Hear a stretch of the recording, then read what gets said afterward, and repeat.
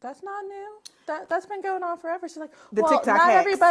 not everybody has been talking about it. I was like, yeah, because a lot of the elder nurses have left, and well, you don't learn that type of stuff because some of the new grads don't respect the elder nurses. They don't want to pass on that knowledge, and then sometimes your most experienced nurse is only 3 years of experience. So is it worth sitting somewhere for 2-3 years that you don't like?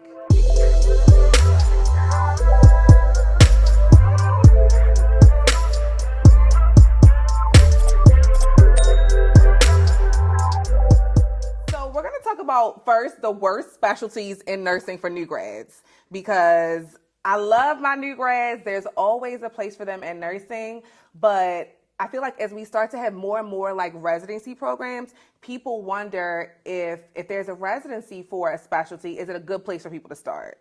So I want to know what you think. Do you feel like pre-op or PACU is a great place for new grads to start?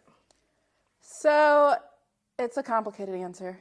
It depends on what hospital you're working at. If you're working at a trauma center, absolutely not, because your patients are going to be sick.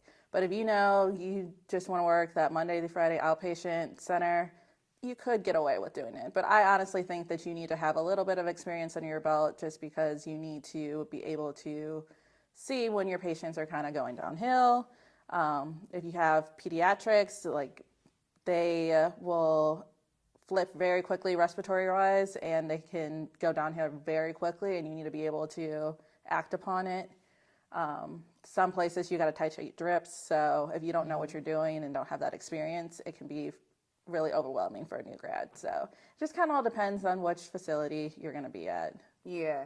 And you know, it's interesting because I used to work at a level 1 teaching hospital, and a lot of the nurses in Peds ICU would come to PACU, and they said, oh, this is like a vacation for me.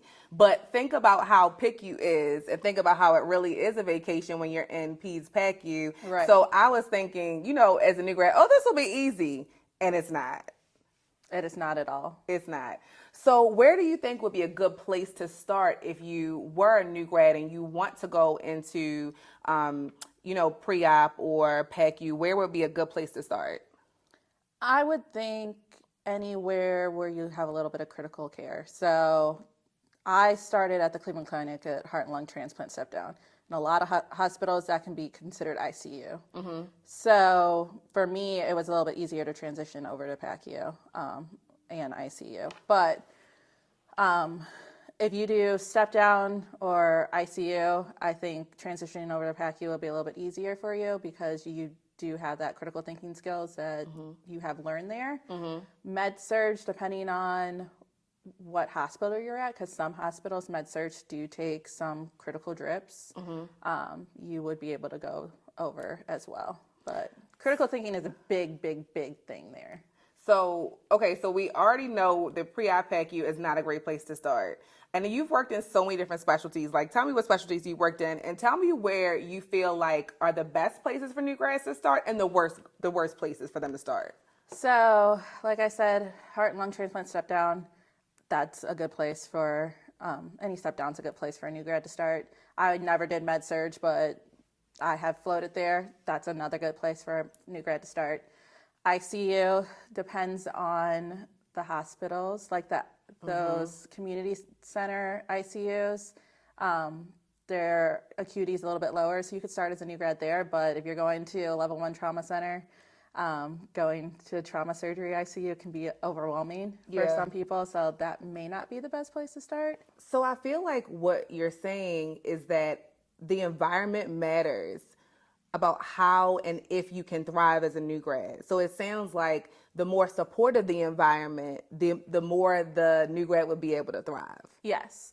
I will say this, in your interviews as a new grad, definitely ask about turnover, ask about how many people are there, what's the highest level of experience. Because if you know majority of the people there only have a couple years experience, you might miss out on education from your elder nurses, because some of them may not know certain things. Like, I know I saw a video on TikTok about somebody talking about back priming an IV, back priming a piggyback IV, and they're like, oh, you just drop it and you can back prime it. And I was like, That's not new. That's been going on forever. She's like, The well, TikTok not hacks. everybody has been talking about it. I was like, yeah, because a lot of the elder nurses have left, and well, you don't learn that type of stuff because some of the new grads don't respect the elder nurses. They don't want to pass on that knowledge, and then sometimes your most experienced nurse is only 3 years of experience, so you kind of miss out on those little things.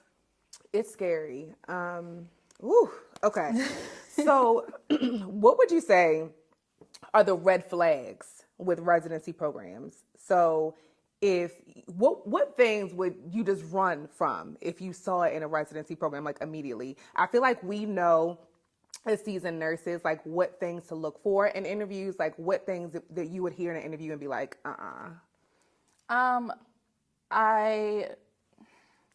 So when I was a new grad, our residency program was 9-10 weeks, where we had a week of in class, and then throughout the program you would have a day where you would have an in class kind of learning other stuff.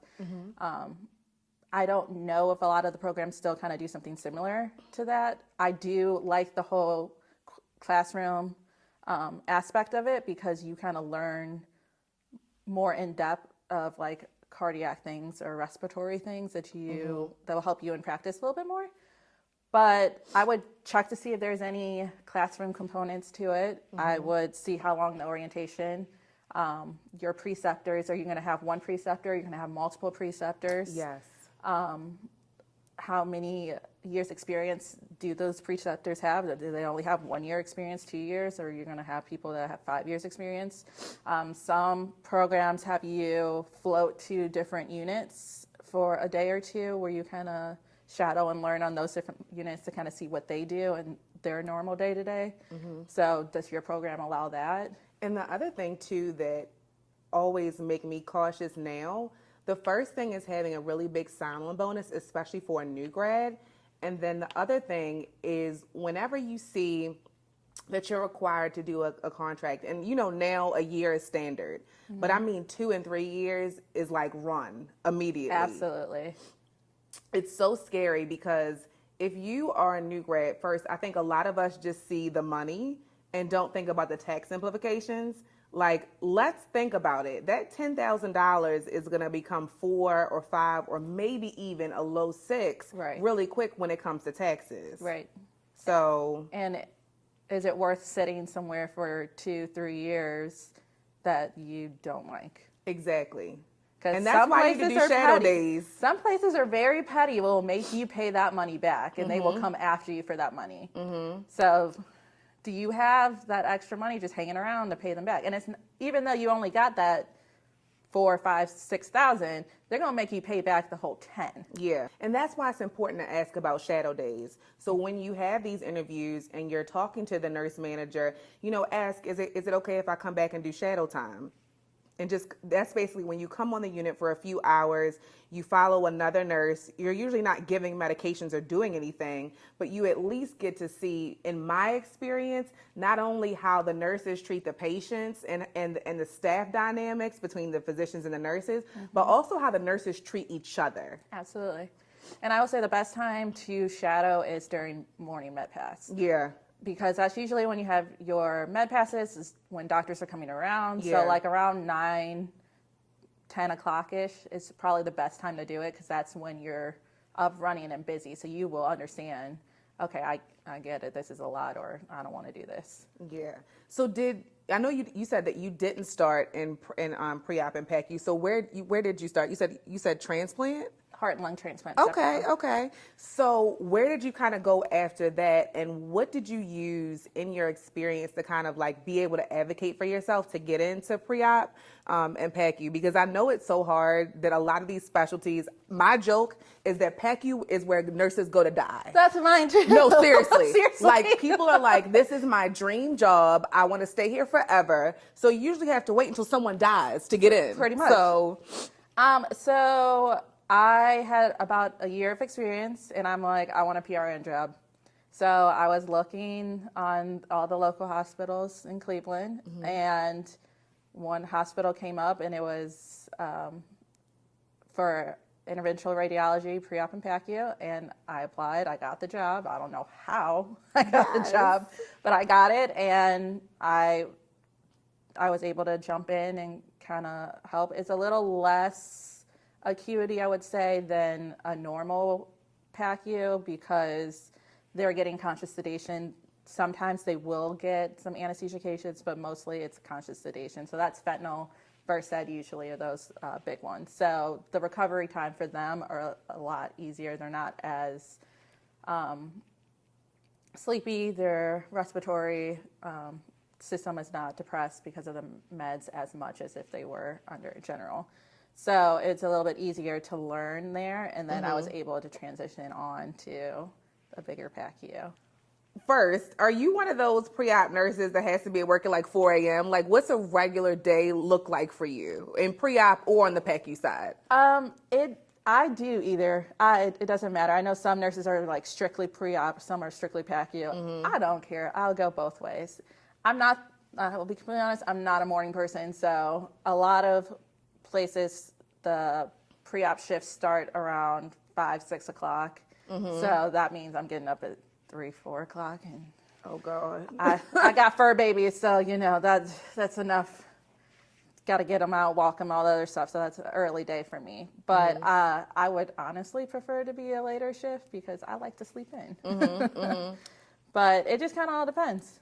Okay, so you've been a nurse for 9 years almost. So would you do anything differently as far as your path? Like, do you feel like, you said that you started in a great place that kind of helped you transition. Do you feel like there's anything that you would do differently? To be completely honest, this wasn't the path that I saw myself going down. Real? Okay, so what did you see? What did you see for yourself? I wanted to be a NICU nurse. I was like, I'm going to be a NICU nurse. I'm going to be a neonatal nurse practitioner, all the things. And I did not do it. I tried, but I did not. So what happened? So when I was in nursing school, I was a nursing assistant, which I do recommend. Yes. If you're in nursing school, get into a hospital, get in some place where it helps with time management and it helps with some critical thinking because some of the nurses are nice and will teach you things. So I was in pediatrics and I love peds. I still love peds.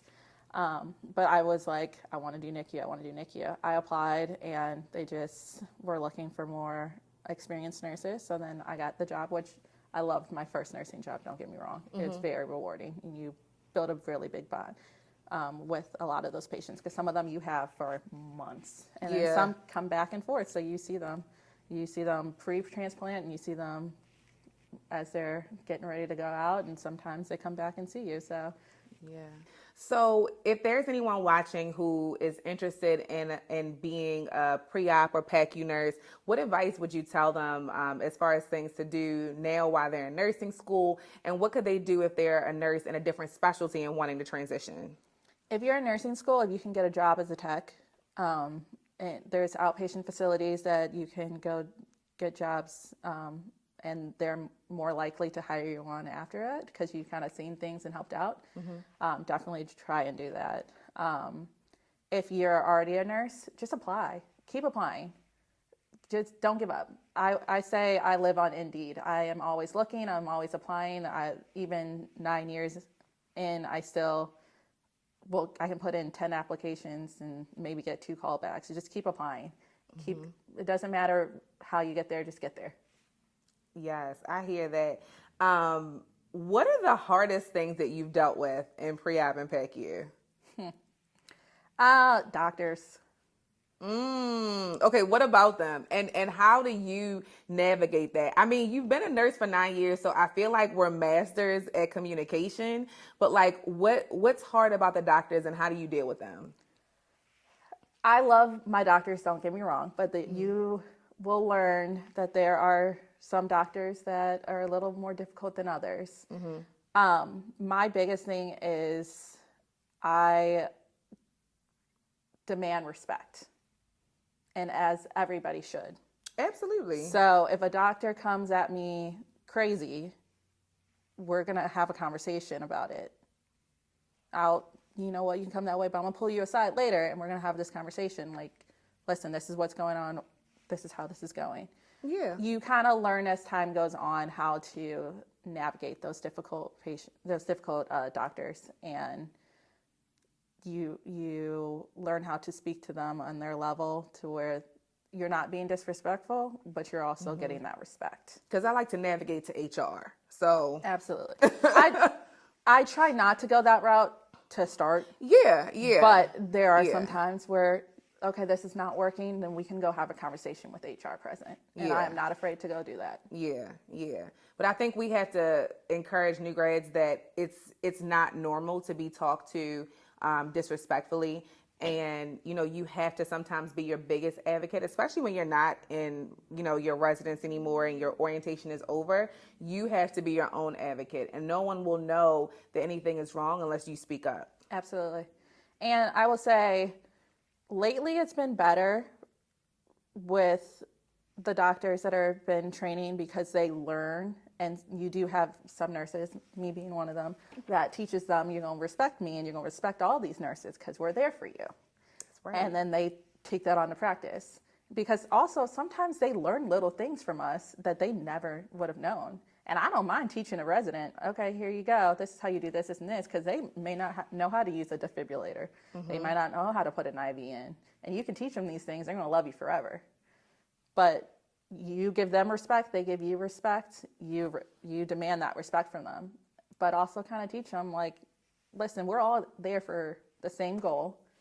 We all worked hard to get to our same spot. It's not a nurses only become nurses because they're not smart enough to become doctors. Like, no, I didn't want that responsibility to be a doctor. I could go to med school if I wanted to. I didn't want to. Plus, my mom told me I didn't want to. Right. So we all need to respect each other. We all are very important to the team, and everybody needs to remember that. But it's gotten better with a lot of the doctors nowadays. Okay.